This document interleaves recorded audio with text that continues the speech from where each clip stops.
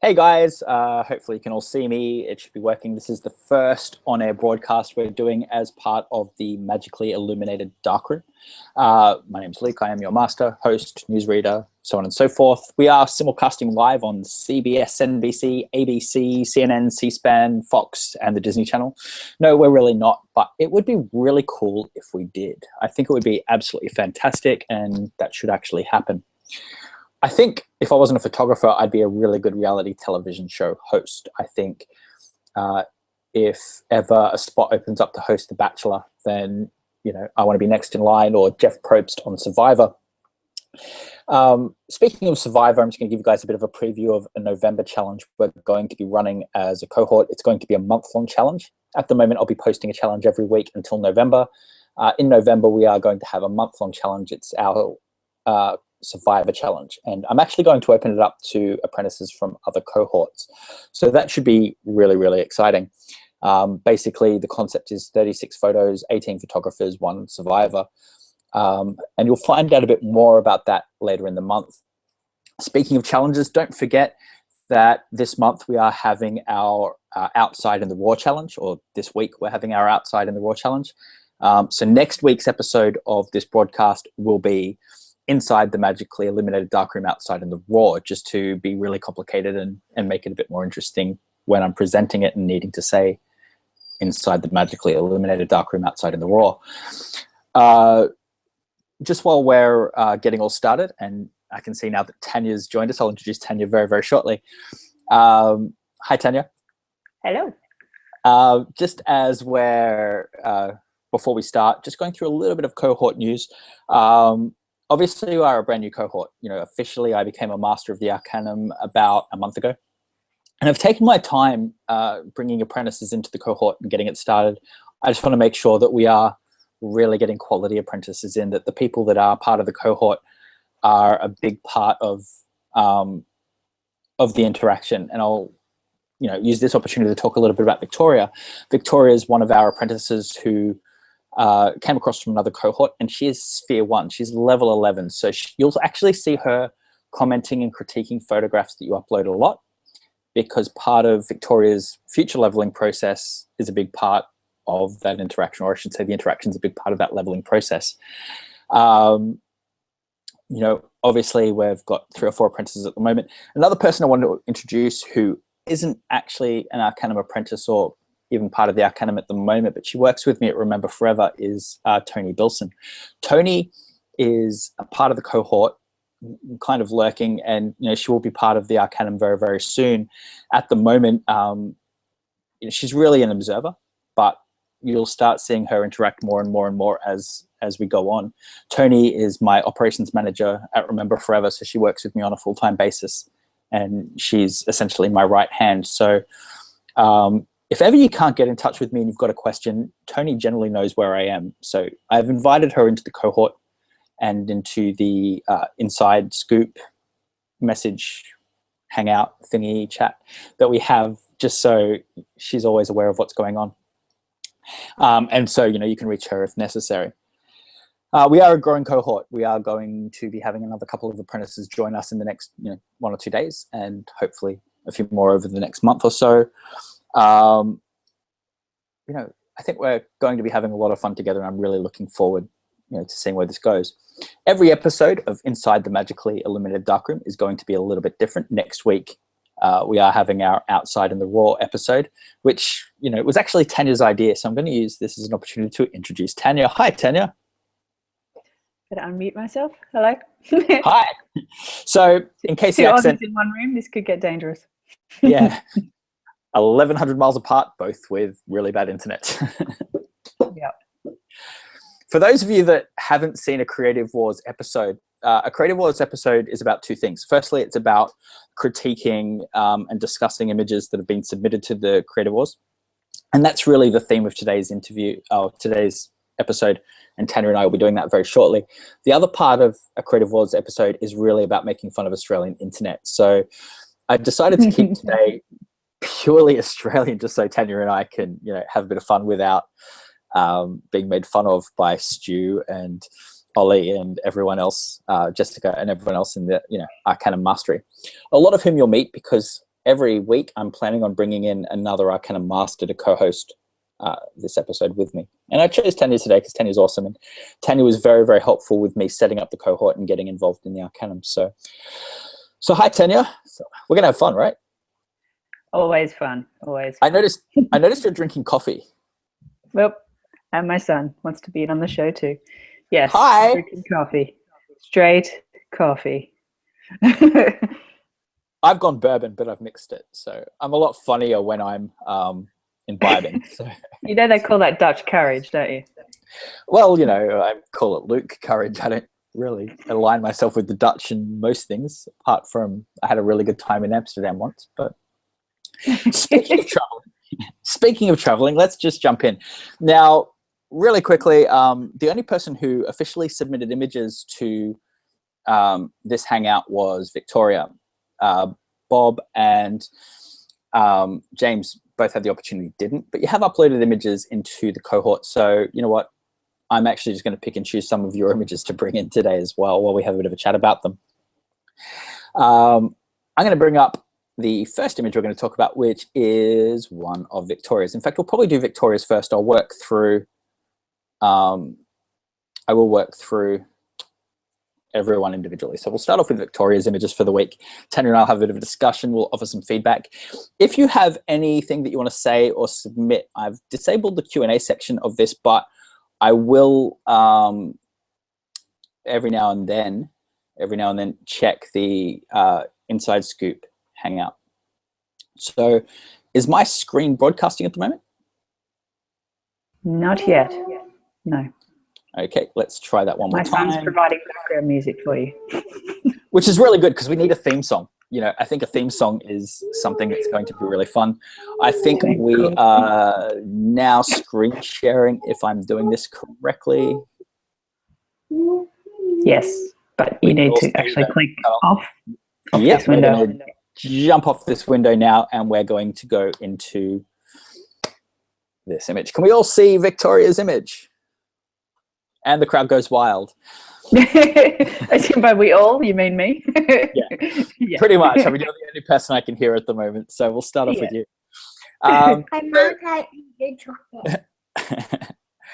Like myself, Victoria is an avid travel photographer, and we've had a lot of discussions about trips. In fact, I'm hoping to meet up with Victoria in India in March.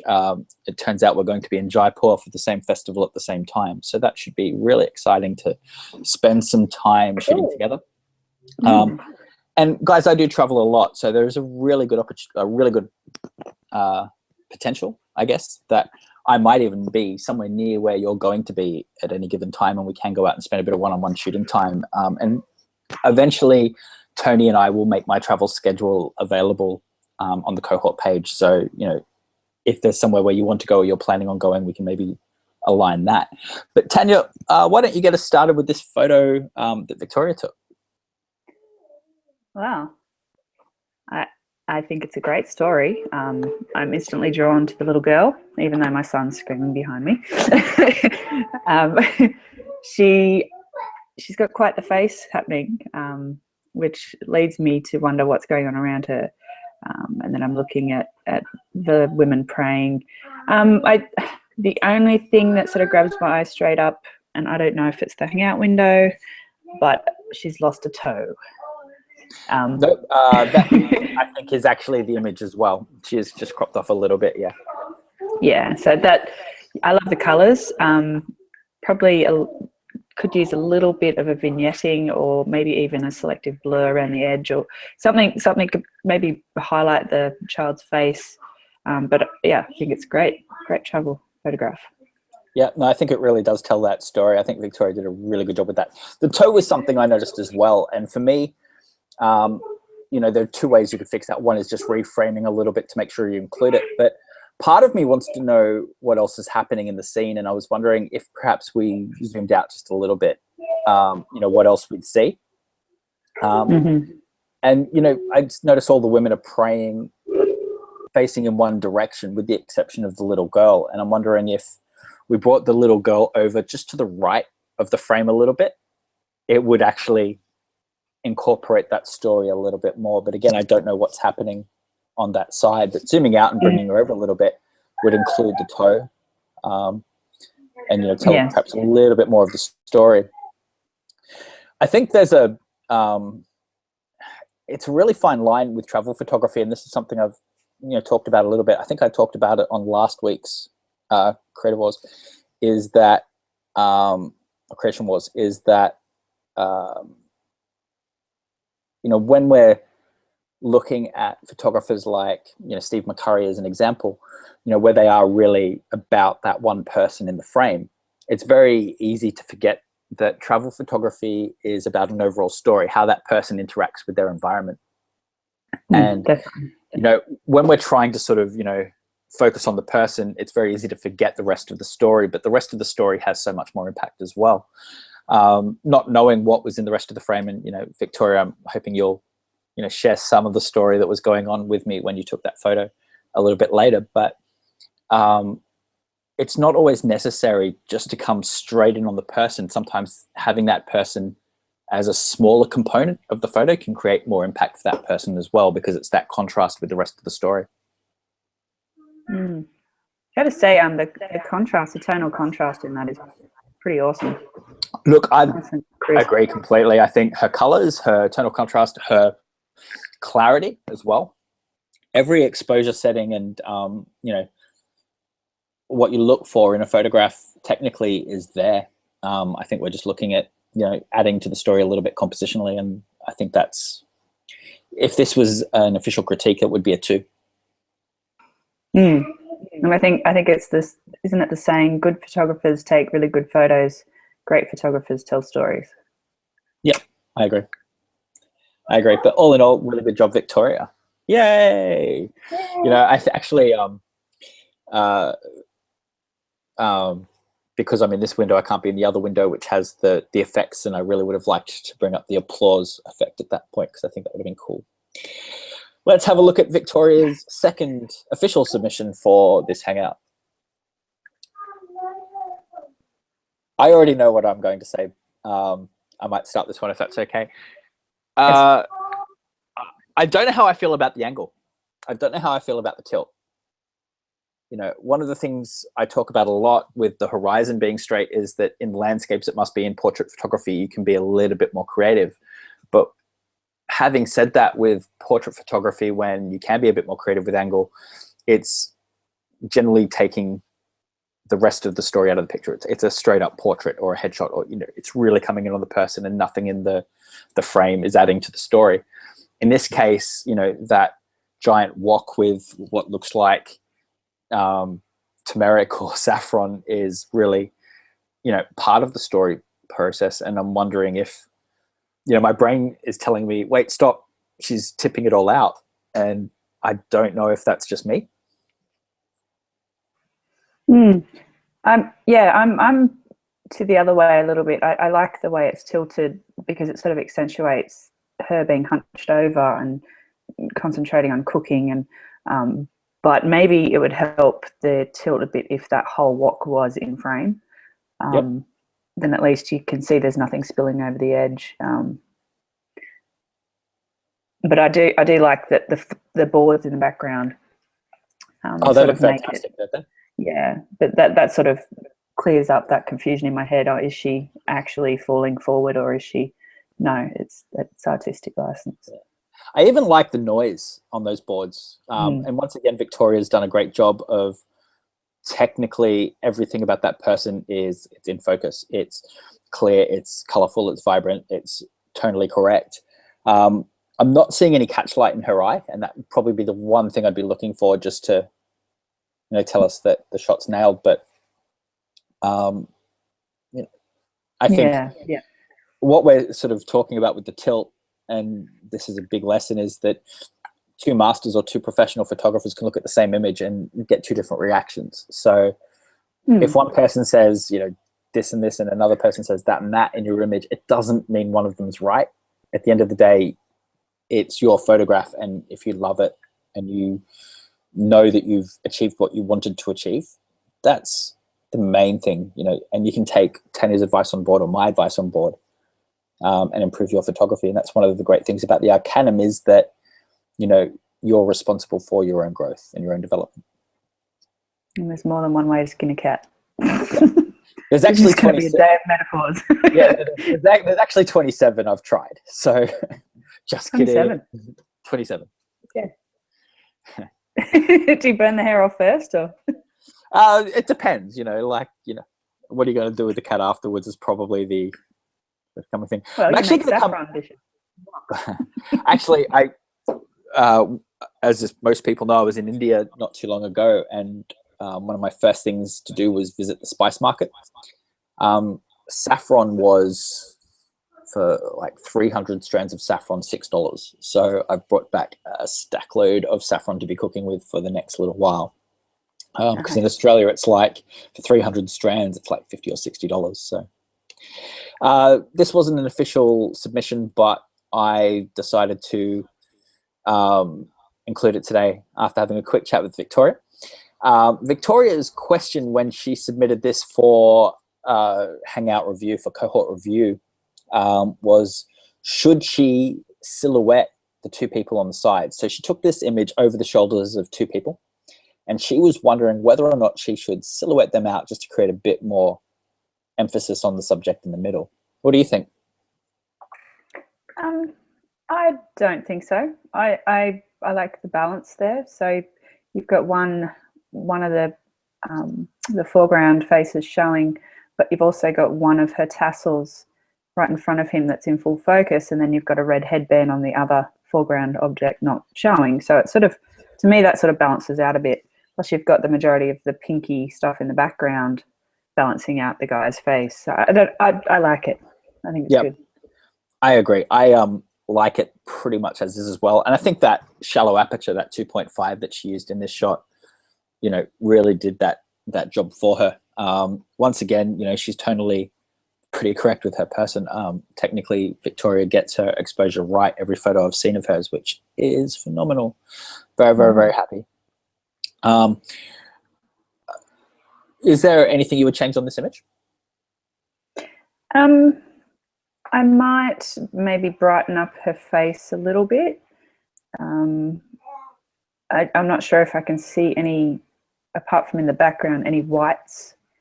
I know teeth aren't white usually, but to me the highlights are in the background, not on her face at the moment. So I don't know. Do you think white balance would change this a little bit? Yeah. Do you think it's leaning to the bluey purple side? Yeah, I think really slight chance. Yeah, just especially when you're looking at on our left, just coming over her eyebrow and down her nose on that side, where it's blowing out just a touch. And as a result, it's getting a lot of greens. I don't know if you can see, if it's just my screen or if I'm looking at the photo, but it's getting that green tint coming through a little bit. And I think warming that a touch is just going to create just that little bit of happiness, I guess, in that. And that's also going to highlight the reds a little bit more as well. I mean, that tassel on her left, our right, with, blowing in the wind or shaking in when she's moving, that's phenomenal. I draw to that every time. And using, if you saw me on episode 40 of last week's CW, or if you've watched my Phi composition video in the Grand Library, I'm a big fan of Phi, and I'm going to use my mouse pointer at the moment just to see how phenomenal this is. And I'm not sure if this was on purpose by Victoria or accidental, but Phi is one of the most naturally occurring objects in the world, and I think she's nailed it. If we're looking at this eye as her focal point, and I can see a catchlight there telling me that it was probably one of those eyes, the spiral would come down over her smile, up around the hat, and down through that tassel. So I mean, compositionally, that part of her is phenomenal. And you're not leaving the frame at any point. Nope. Because you get out and you've still got the circle right around the outside too. Yep, and that that tassel being on that spiral is really highlighting it well. And I think just again warming that white balance a touch is going to draw out that color a little bit more as well. Very cool. Yeah, no, and I'm a big fan of Phi. I love Phi. Really? Couldn't tell. I think I talk about it a lot. A lot. A lot. Wow, that's really bad. If you're gonna make fun of my accent, you're not. If you're gonna make fun of, my voice every Aussie now and then, accent. you're not invited back. I know. I can actually. Never On gonna a be. future, I might be doing this on purpose, you know. well, maybe you gave me a lot of shit last week on the CW as well, which I don't know how I feel about it. I don't know if I've forgiven you for that yet, actually. The horizon must be straight. The horizon wasn't straight. The horizon. No. Speaking of accents, on a future episode of Inside the Magically Illuminated Darkroom, I will tell the story of Liam, the Irish teddy bear maker. It's a pretty good story, but I want to sort of, save it for future so everyone has a reason to come back. Let's go to Jamie. Jamie's a new apprentice in the Magically Illuminated Darkroom, and I'm just going to bring up one of Jamie's photos at the moment. I've asked Jamie to submit this photo in its raw format for next week's Outside the Raw episode. I really like the image. I like the potential of the image. I think there's a lot that we can do with it. I'd like to hear your take because, I'm definitely going to process this one next week on air, and I want to see what you think at this point of the game as well. That was your cue. Yeah, no. I'm enjoying letting it soak in. I like it. I'm instantly drawn to the colours and shapes, and then the boat, because the boat is sort of the odd one out here, so it's the different shape. I don't know. There's something with the. There's a little bit of haloing on the trees on the horizon, but the crop seems just a little bit off. I'd either crop up a little bit maybe from the bottom. I don't know, but I really like the composition. I think it's a beautiful photo. Eye. Yeah, I think it's a beautiful photo. I think there's a lot of potential with it, and I think this is I like to tell a story when I teach a workshop about how little movements and little changes can affect everything. There's an old story, for want of a nail. Do you know that? For want of a nail, the horse lost its shoe. When the horse lost its shoe, the rider was thrown. The rider didn't get through, so the message didn't get through, and the king attacked without any warning of the enemy's defenses, and was defeated. And the kingdom was lost for want of a nail. Butterfly effect. Yeah, essentially. And, 2 inches can make a big difference in travel photography. So the reason why I've asked Jamie to submit this photo is clearly it's cropped. It's, we're sort of looking at, almost letterbox format. So having the original, I want to have a bit of a play with it and talk about next week how I would change this. The things that are jumping out at me now and the things I'll be looking at next week when I do this live is that reflection is such a powerful part of the photo. I don't know how much I would have cropped it. I don't know what's happening below the crop. So again, I want to look at the raw, but it looks like that reflection is being cut off, which I don't know if it needs to be. One of the things I love about reflections is that symmetry. And symmetry is a wonderful rule of composition on its own. But we lose that when the crop takes away that symmetry. I think either you're going to crop it more at the top to keep it even, or you're going to lessen the crop at the bottom. The halo effect there is telling me that, we're playing with HDR a little bit. Or the, what's the slider in Lightroom that does that? Not the contrast, I just had a total mind blank. I do it all the time, and then I pull that back. Should we put Tanya out of her misery and tell her, or should we make her tell us? Okay. No, come on, because everyone vote now. It's not Jeopardy. Dun, dun, dun, dun, dun, dun, dun, dun, dun. Clarity. There's actually a few ways you can achieve that effect in Lightroom. It's not contrast, no, but when you combine your clarity and your shadows and your highlights in a certain way, you can get that. But also when you're going into your noise reduction, you can bring that out. And there is another way as well, actually, which I'm forgetting as well. Damn, I shouldn't have made fun of you before. This is karma in action. Karma in action. Well done, Luke. Either way, that halo is very obvious, isn't it? It's jumping out. Well, only for the fact that, to me, if because there's already some of the reflections cut off, so to me, you're either going to cut more off or bring them all back in.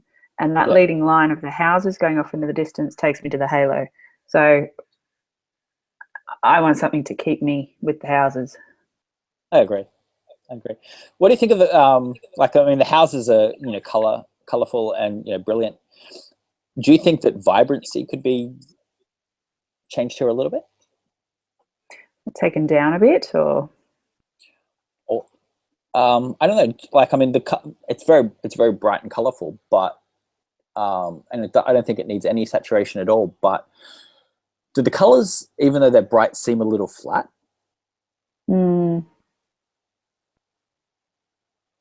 Yeah. Would that be the clarity and the high, really big tonal contrasts happening that are sort of pulling all the smaller textures? I think what we're seeing here, and this is something I want to play with for next week's episode when I'm playing with this image, is that there's a really fine line between clarity and vibrancy. And, as you increase one, you're sort of toning down the other, and it's finding that balance between those two. At this point, I wouldn't touch saturation because it is so colorful on its own, but just increasing the vibrancy at the same rate and kind of in conjunction with clarity. Like, to me, I'm thinking, at a guess, clarity's been upped at a higher rate than vibrancy, and it's toned down the popping a little bit. And we can sort of see that with the trees, where the trees, the detail on some of those trees and the telegraph pole there on the left, look amazing, but we're losing that that amazing color coming out a little bit there in the trees. And the house that I'm drawn to the most, the one that stands out the most, is the blue one on the right third. And it is so bright, but it seems to just feel like it's missing something in its vibrancy. Yeah. I mean, I love the image. I love the potential of the image. I just think that, we're looking at, this is an example of just how minor changes, for want of a nail, can change an image dramatically. I'm seeing like a macro story right in the middle too. So you've got your bright yellow house, your bright blue house, and then your green boat. That could almost be composed into one shot there. Oh, very much, And again, especially with that reflection, if what's going on straight away. Cool. It's great. Well done, no, Jamie. but I mean, I think that this is an example of really great potential done really well. With minor changes, it can be a great image. And the beauty of reflections is that symmetry that can be done very, very well. Yeah, I agree. Yep, I love reflections. Me too. Reflections are always fun. Let's just jump into the other 5 photos that Jamie submitted for his level 1 to 2 submissions. There is another image I want to talk about just a little bit. I've had a chat with him in the image about this one on the right with the pink flowers and the bee. And if you want to have a look at that feedback, and also, Jamie's telling the story of that image, by all means, anyone can jump into the cohort. Well, if you can jump into the cohort and have a look. If you can't and you want a bit of information on the feedback I provided with that image, hit me up, and we can talk about that after. I want to talk about this image a little bit. I haven't provided Jamie any feedback on this image thus far.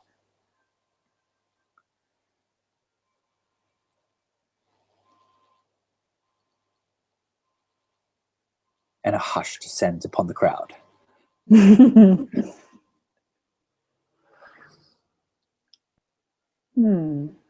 So I'm loving the colors, the textures. I'm loving, I don't even know what I'm looking at. I think it's a wharf of some nature. I love the angle, so he's got down low, which is what Karen Hutton always tells me to do. Yeah, and you know what? That's the first thing I was drawn to is, the texture of that timber that you're looking straight in, and it leads into that, reflective building. It leads into, a lot of the story. To me, I can't get the story. So maybe I don't know what Jamie was trying to go for. If it was more of an abstract or more for the shapes and colors. I'm tilting a little bit, little bit to the right. The horizon, only for the fact that you're building. So that's the only thing. If the building was straight and everything else was crooked, I'd probably be fine. And I assume it's a building. Tell me it's a building. But yeah, I don't know. I guess my first would be very hard to straighten because you've got so many parallel lines there. So I don't know how you would go and do that.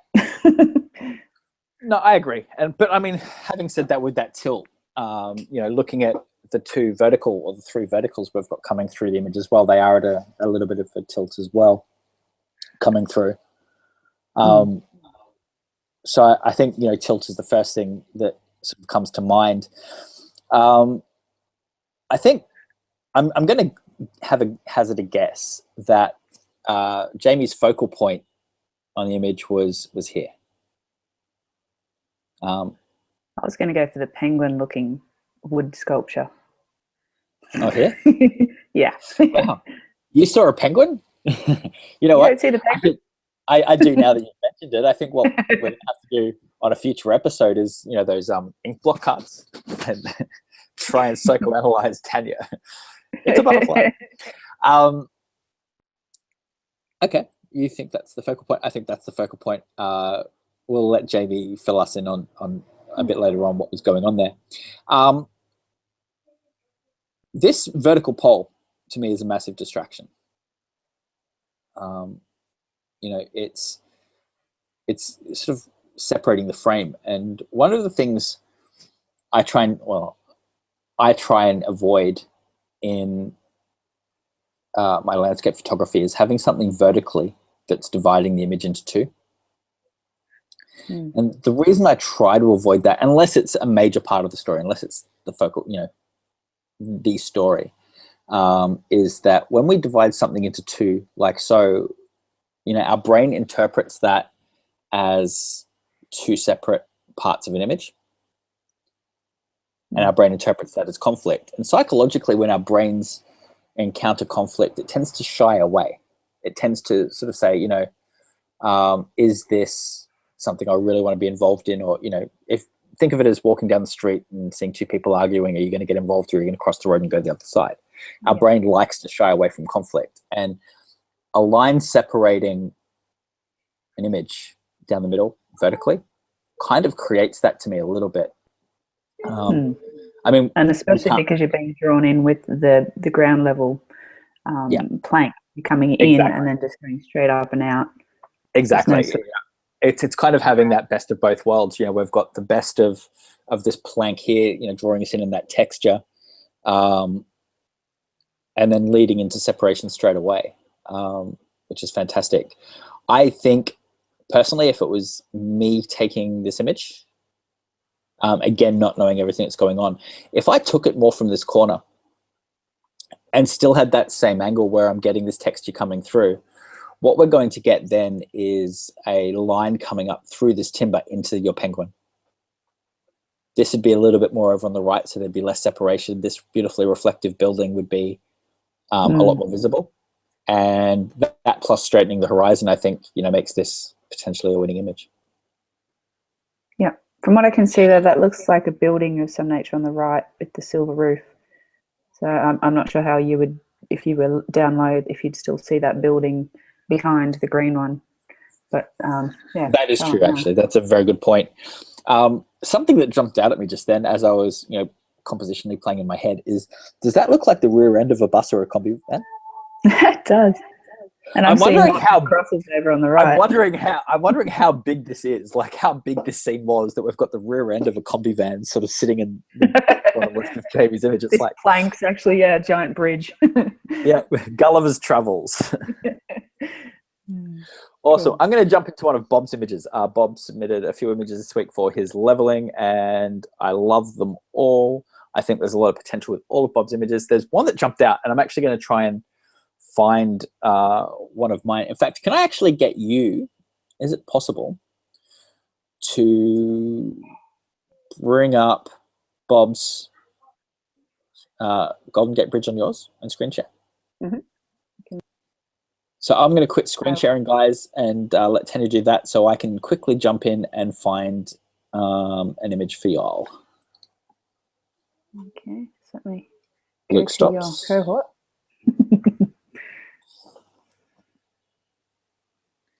I knew I should have brought the bourbon bottle into my office.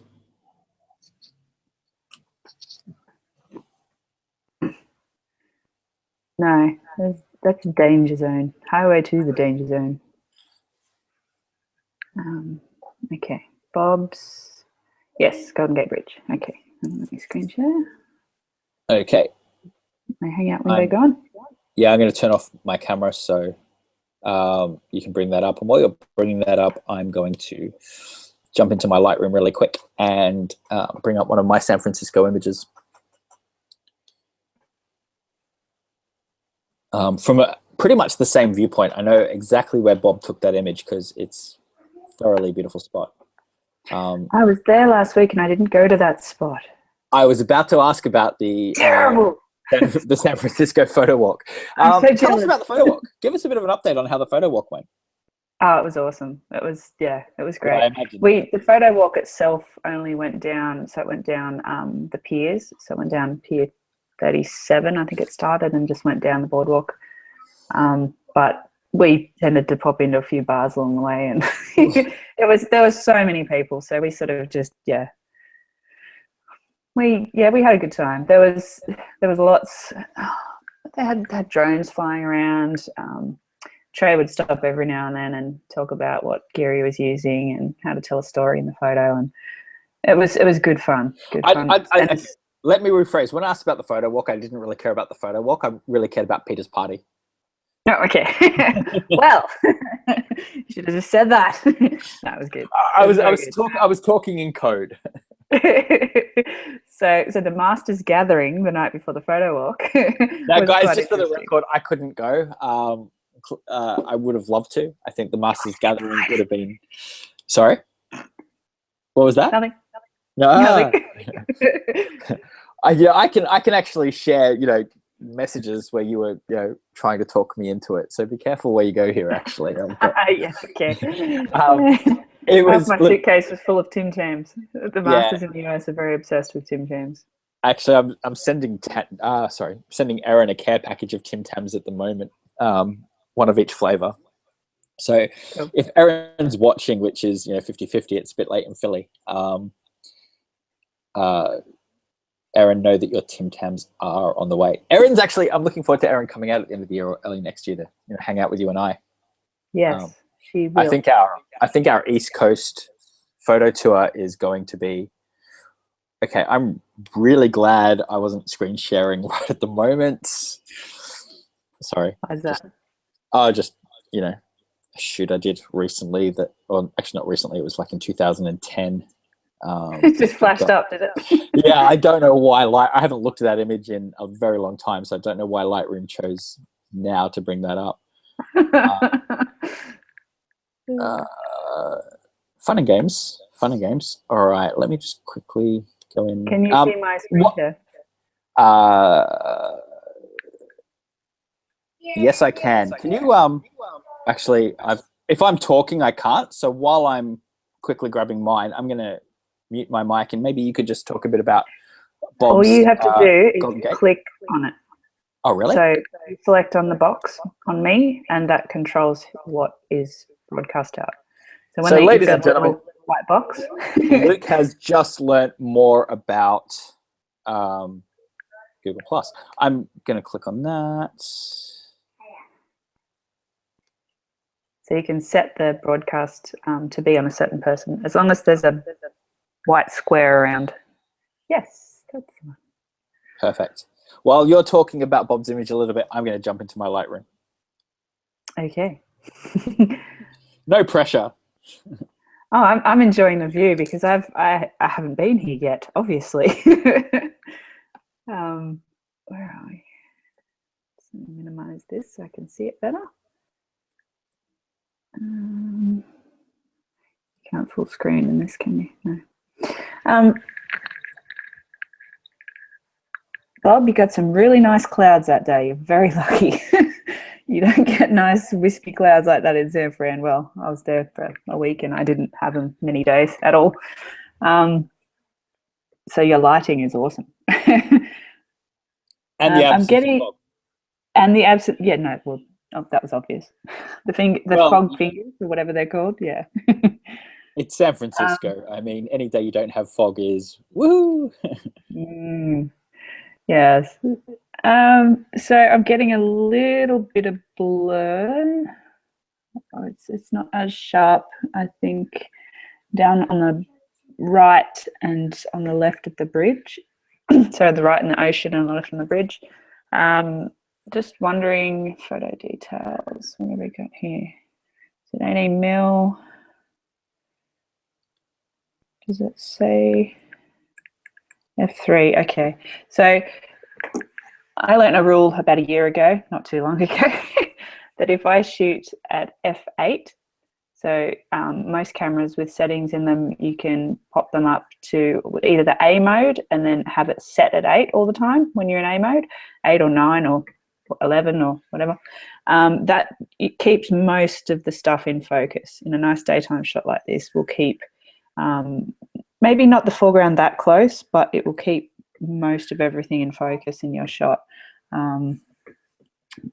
So if you, 3.5, I'd probably do more for, close-ups where you want a really nice depth of field and bit of bokeh.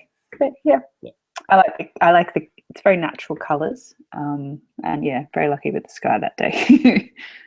Yeah, I'm just quickly having a glance through my Lightroom looking for the image that I'm just going to use as a quick conversation, and I had no clouds. No clouds for Luke. Luke missed out on clouds, which is a shame because how come he got clouds and I didn't? It really makes a difference, doesn't it? It Clouds. really does. That's why I now sell cloud packs. Well, there is that. Yeah.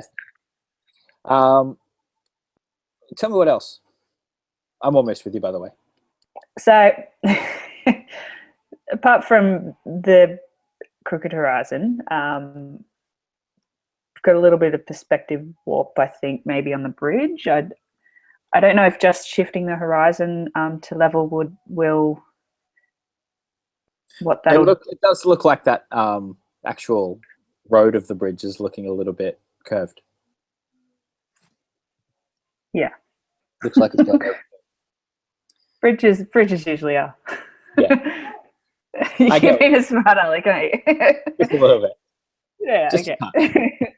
So just a little bit. I say it with love, by the way. Yeah. Shush.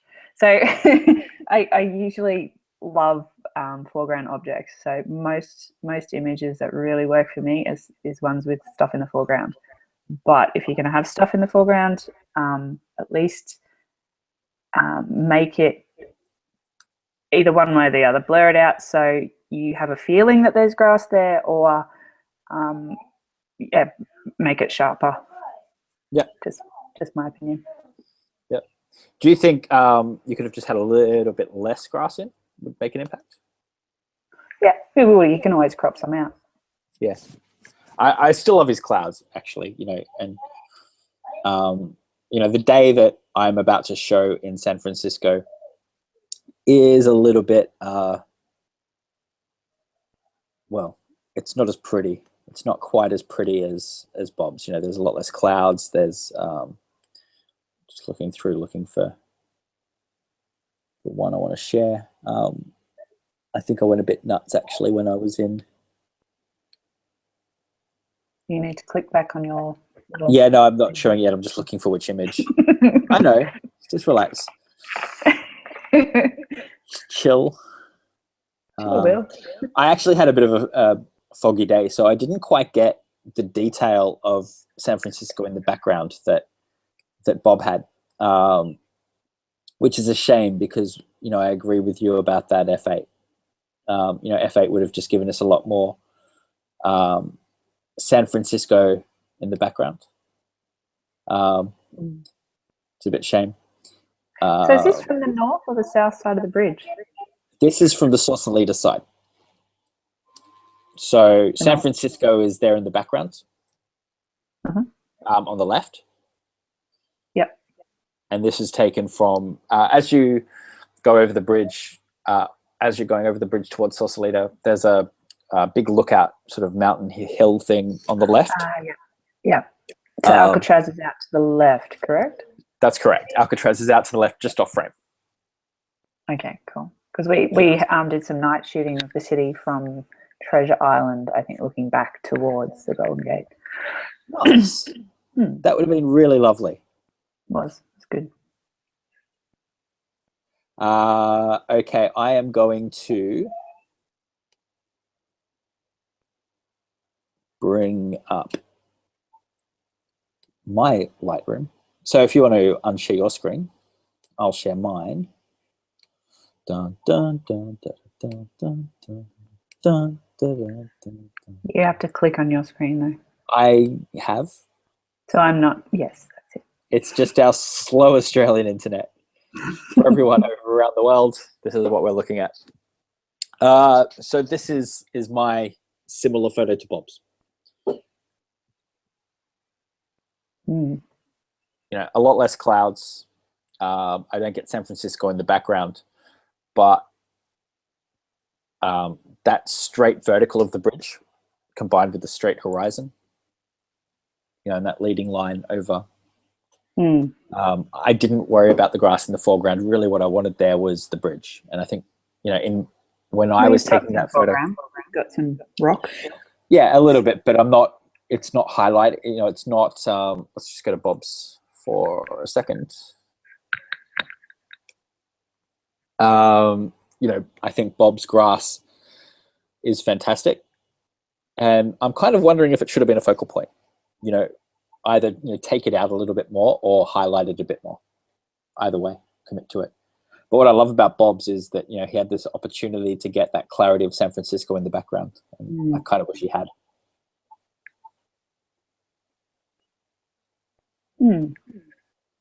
That's just my thoughts. But I mean, you know what? Great image, great clouds. His clouds were spot on. I'm actually just going to look quickly at his exposure details. I agree. 3.5 was probably a little bit shallow. I think by upping that to 8, you're going to get your exposure down to 1/640th of a second, which isn't going to make a lot of a difference in how that was exposed. But, with the clouds doing that, how great would have an ND filter and, a 2-second exposure been on that shot? Yeah, because you'd lose a lot of the cars. Yeah, just get that streaking coming through. And you'd lose the cars. You'd just have this beautiful bridge. So I think I see where Bob was going with the shot, and I think it was a really great area to go with the shot. But again, for want of a nail, a few changes would have made a massive difference.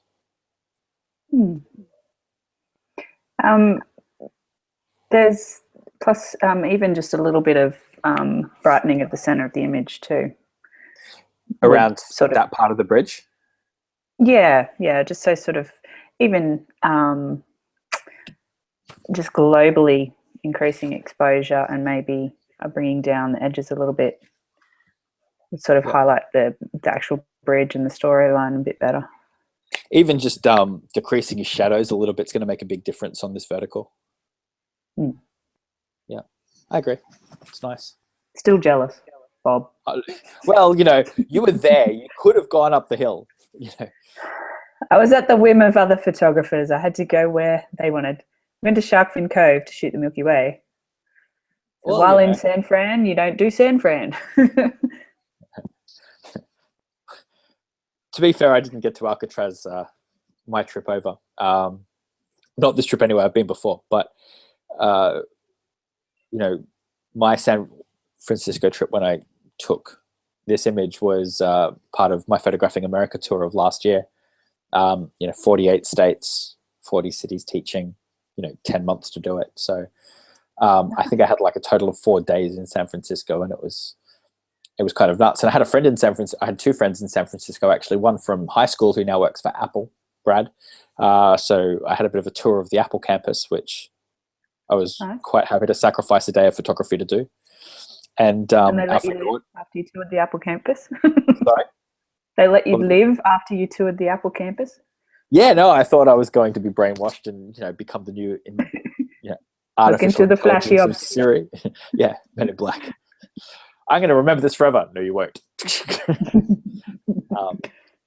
And another friend, Audrey, who I actually met when I was photographing and touring Patagonia several years ago. She lives in the Bay Area as well. So there was a bit of, you know, visiting the wine regions of Napa and drinking with Audrey. So I didn't get to take as many photos of San Fran as I normally would. I wasn't at the whim of other photographers. I was at the whim of society. Yeah. Too much whim, not enough wine. Sorry? Too much whim, not enough wine. Yeah, you know. I think that the problem with wine bottles is they don't put enough in for 2 people. Well, it depends. What size wine bottles do you have? Magnums. Awesome. So look, I'm going to, you know, pretty much stop our images there. I think that gives us a really good point of episode 1 of I'll bring up my video again. Dun, dun, dun, dun, dun, dun, dun. Hi. A really good episode of 1 of Inside the Magically Illuminated Darkroom. Anything else you want to add, Tanya? No, I wish your apprentices all the best. I think they got a pretty cool master up their sleeve. Just let me know, guys, if he doesn't treat you right. No, I'm joking. Yeah, that's pretty much Tanya's job. Tanya's one of the people in charge of keeping me in line. It actually takes 7 of them.